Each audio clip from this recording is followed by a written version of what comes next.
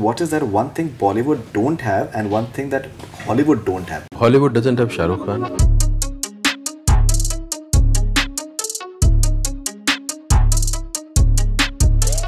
शाहरुख का सबसे बड़ा कॉम्पिटिटर कौन है? I don't have any competition. I've not come here to compete. I've come here to rule. Shahrukh Khan के सामने कोई नहीं है. I'm the last of the stars.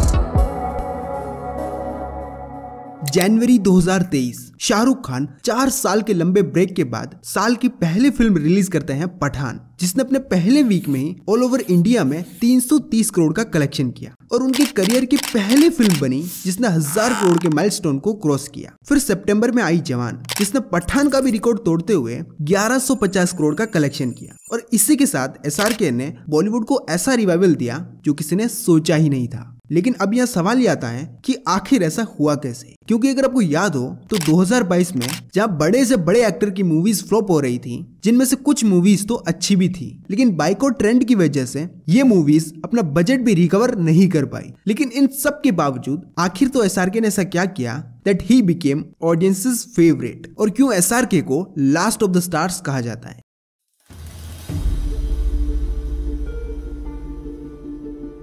तो अगर बॉलीवुड की हिस्ट्री को उठाकर देखा जाए तो ये जो वर्ड है सुपरस्टार, इसे सबसे पहले अपने नाम के साथ जोड़ने में सक्सेसफुल एक्टर थे राजेश खन्ना। 1966 में राजेश खन्ना ने आखिरी खत मूवी से अपने करियर की शुरुआत की और उनकी फर्स्ट ब्लॉकबस्टर मूवी बनी थी 1968 में रिलीज हुई आराधना, जिसके सक्सेस ने राजेश खन्ना को सुपरस्टार बना दिया। और उसके बाद 1969 से 1971 तक राजेश खन्ना की 15 movies back to back super hit हुई थी और इसके बाद उन्होंने 3 Filmfare award for the best actor, Filmfare special award और ऐसे कई सारे अवार्ड उन्होंने अपने नाम किए। और इसके बाद राजेश खन्ना को first superstar of the Bollywood का टैग मिला और 1970 टू 1987 तक Rajesh Khanna was the highest paid actor in the Bollywood और उस टाइम पर उनका स्टारडम एक अलग लेवल पर था। लेकिन लेट 70s में लोग रोमांटिक मूवीज से काइंड ऑफ बोर होने लग गए और धीरे धीरे उनका स्टारडम कम होने लग गया और अब लोगों को कुछ नया चाहिए था जो इस टिपिकल स्टेरियोटाइप को ब्रेक कर सके। और यहीं पर खेल में आता है अमिताभ बच्चन,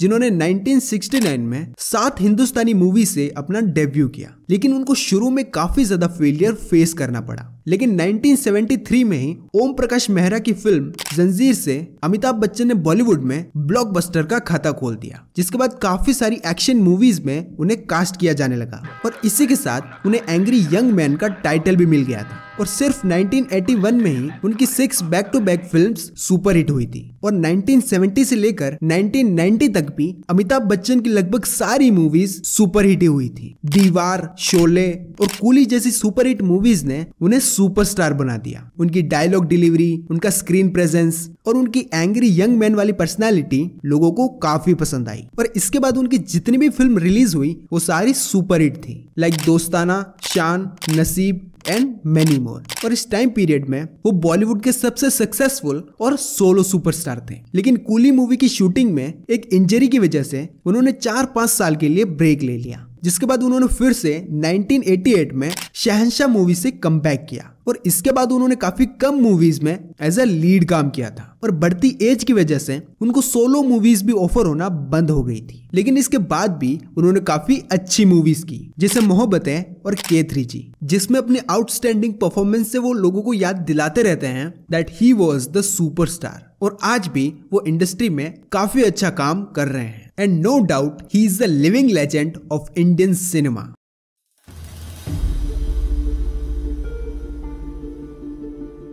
लेकिन इसी टाइम पीरियड में एक आउटसाइडर अपने अंदर बहुत ही बड़े सपनों को लेकर मुंबई में एंटर कर चुका था। ये बता तू मुंबई क्यों जा रहा है? किसी की तलाश में। किसकी? कामयाबी। तो काफी लोगों को पता है कि एसआरके ने अपने करियर की शुरुआत लेट 80s के शो फौजी से की थी और उस शो से उन्हें इतना रिकॉग्निशन तो नहीं मिला, लेकिन इसके 3-4 साल बाद ही उन्हें बॉलीवुड मूवीज ऑफर होना शुरू हो गई, जिसके बाद 1992 में रिलीज हुई मूवी दीवाना से उन्होंने अपना बॉलीवुड डेब्यू किया, जहां उन्होंने एक साइड कैरेक्टर प्ले किया था और मेन रोल में थे ऋषि कपूर और दिव्या भारती। स्टिल उनकी परफॉर्मेंस को ऑडियंस ने काफी पसंद किया और उसी साल एसआरके की 3 और मूवीज रिलीज हुई, लाइक चमत्कार, दिल आशना है और राजू बन गया जेंटलमैन, जो उतनी ज्यादा सक्सेसफुल नहीं थी। अब दीवाना के सक्सेसफुल होने के बाद एसआरके को कुछ नेगेटिव रोल्स भी ऑफर हुए थे, जिसमें डर मूवी के लिए अजय देवगन और आमिर खान को अप्रोच किया गया, लेकिन उनके रिजेक्ट करने के बाद ये रोल फाइनली एसआरके को मिला।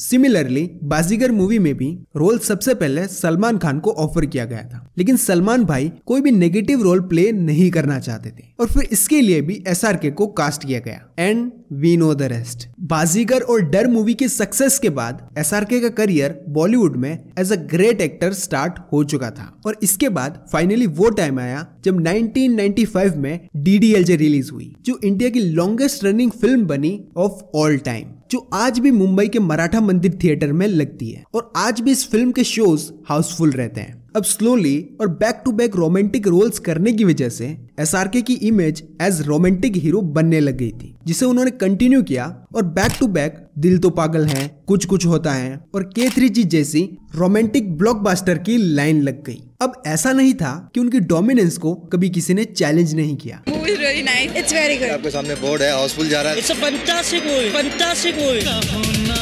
Congratulations. Mubarak Badhai. You've made the greatest hit of the year of this millennium. Did you ever imagine it to be such a success? Kaho Na Pyar Hai? I knew it would be appreciated, but not to this extent. लेकिन ऋतिक रोशन और बाकी actors के rise से शाहरुख खान का stardom कम नहीं हुआ। तुम इतने पतले कैसे हो गए? The award goes to Shah Rukh Khan. और फिर आया ईयर 2004, जो एसआरके के करियर के लिए बेस्ट ईयर था। उस टाइम पर उनके पास ड्रीम्स अनलिमिटेड नाम की एक प्रोडक्शन कंपनी थी और उसी साल उन्होंने इस नाम को चेंज किया और इस कंपनी का नाम हो गया रेड चिलीज एंटरटेनमेंट। तो उस प्रोडक्शन के अंडर उनकी पहली फिल्म बनी मैं हूं ना, जिसे फराह खान ने डायरेक्ट किया था और ये एक मसाला एक्शन मूवी थी, और दूसरी फिल्म बनी वीर ज़ारा और इसके बाद ये दोनों ही मूवीज सुपरहिट हो गई और 2004 में सबसे ज्यादा अर्निंग करने वाली मूवीज बनी। फिर आता है ईयर 2011, जहां एसआरके की ऐसी मूवी आती है जो उस टाइम पर मोस्ट एक्सपेंसिव मूवी थी और इसका नाम था रावण।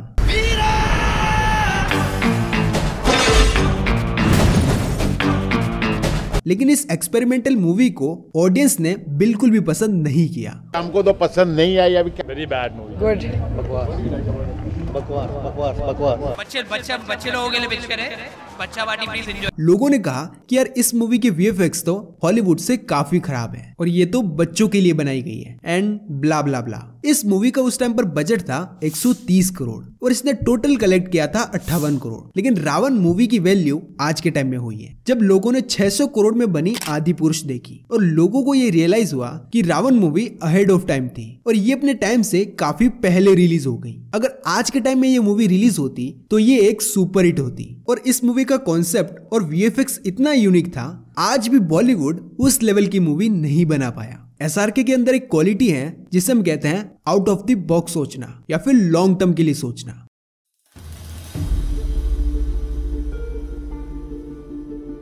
तो अब बात करते हैं कि why SRK is the last of the stars and why there are so less chances of any other actor becoming the next superstar of Indian cinema। तो 1960 से लेकर 2010 तक इंडिया में मूवीज और क्रिकेट ही दो सोर्स थे एंटरटेनमेंट के, और दूसरा रीजन ये है कि उस टाइम पर लोग अपने फेवरेट एक्टर और सुपरस्टार को सिर्फ थिएटर्स में ही देख पाते थे, जिसके लिए फैंस उनकी आने वाली मूवीज के लिए काफी ज्यादा एक्साइटेड रहते थे और उस टाइम पर मूवी सिर्फ थिएटर्स तक ही लिमिटेड होती थी। जबकि बात करें आज के टाइम की तो मूवी रिलीज के 1-2 महीने में ही उसे ओटीटी प्लेटफॉर्म पर डाल दिया जाता है, इसीलिए ऑडियंस भी सिर्फ मास मसाला और एक्शन मूवीज के लिए ही थिएटर्स में जाती है। और सोशल मीडिया की वजह से आप अपने फेवरेट एक्टर को फॉलो भी कर सकते हैं और तुम्हें उनकी डेली लाइफ का काफी ज्यादा एक्सेस भी मिलता है। न कि पहले की तरह जहाँ आपके फेवरेट एक्टर्स की लाइफ काफी ज्यादा प्राइवेट हुआ करती थी और उनसे इंटरेक्शन सिर्फ थिएटर्स में ही होता था। इसीलिए आज के एक्टर्स का प्रेजेंस काफी ज्यादा एक्सक्लूसिव या फिर रेयर नहीं रहा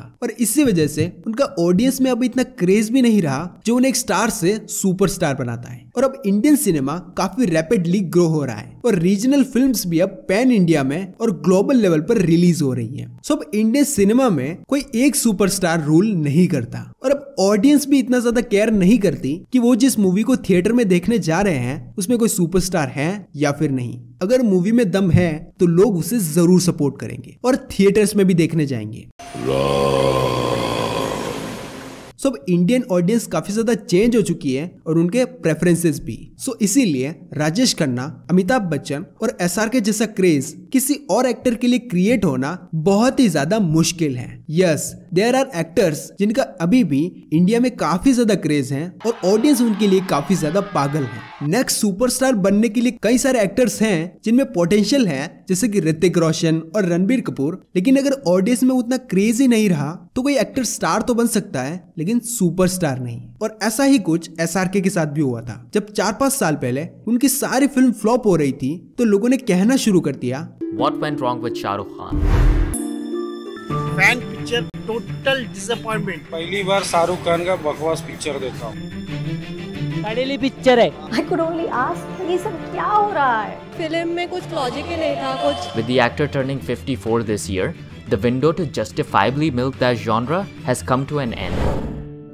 लेकिन पठान मूवी के साथ जो कमबैक उन्होंने किया वो किसी ने सोचा ही नहीं था। And that's why people are saying, why do you agree कि he is the last of the star? वैसे भाई इतने साल इंडस्ट्री में रहने के बाद अगर 2 नवंबर को उतनी भीड़ बर्थडे विश करने के लिए घर के बाहर आ रही है, कुछ तो किया है तुमने। अब मुझे तुम्हारे ओपिनियंस जानना है कि तुम क्या सोचते हो कि क्या कोई ऐसा इंडियन एक्टर है जो SRK को रिप्लेस कर सकता है। अब अगर तुम्हें वीडियो पसंद आया है तो तुम्हें पता है तुम्हें क्या करना है। बाय।